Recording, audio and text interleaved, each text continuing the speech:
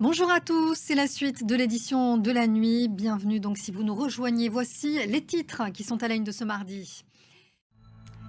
C'est le jour où Donald Trump a indéniablement connu son heure de gloire, acclamé au Parlement israélien, auprès des familles d'otages, puis au sommet de la paix à Sharm el-Sheikh en Égypte. Là-bas, avec 3 autres pays médiateurs de la région, il a signé une déclaration sur Gaza. Et au-delà des interrogations quant à l'avenir du plan de paix, cette journée est déjà qualifiée d'historique en Israël. Après 2 ans d'une attente interminable, il y a eu ces scènes de liesse. Côté palestinien, c'est une autre joie immense qui a suivi la libération de 1968 prisonniers palestiniens. Ils étaient détenus en Israël. Retour en images avec Dorothy Oniric. L'actualité politique en France maintenant. Nicolas Sarkozy est désormais fixé sur son sort. Il sera incarcéré le 21 octobre à la prison de la Santé à Paris.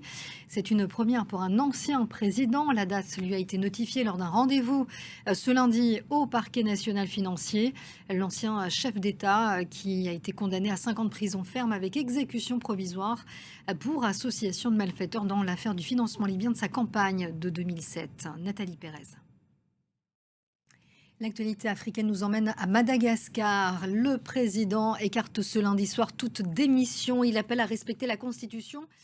Un président contraint donc de fuir après le ralliement de militaires du CAPSAT, ralliement aux manifestants qui a eu lieu ce week-end. Nicolas Chamontin et Jean Barrère.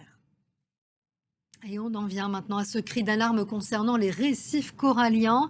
Ils sont au bord de l'extinction en raison du réchauffement climatique. C'est la conclusion de 160 scientifiques dans un rapport publié ce lundi.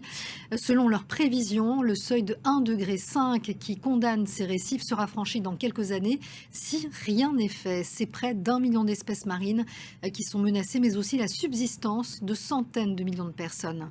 Le récit de Thomas Bayetto est avec Marc Félix. Il y a aussi du sport dans ce journal avec cet exploit historique du Cap-Vert. Et c'est la fin de ce journal. Merci à vous de nous avoir suivis. L'édition de la nuit revient dans 15 minutes. Restez avec nous. À tout à l'heure.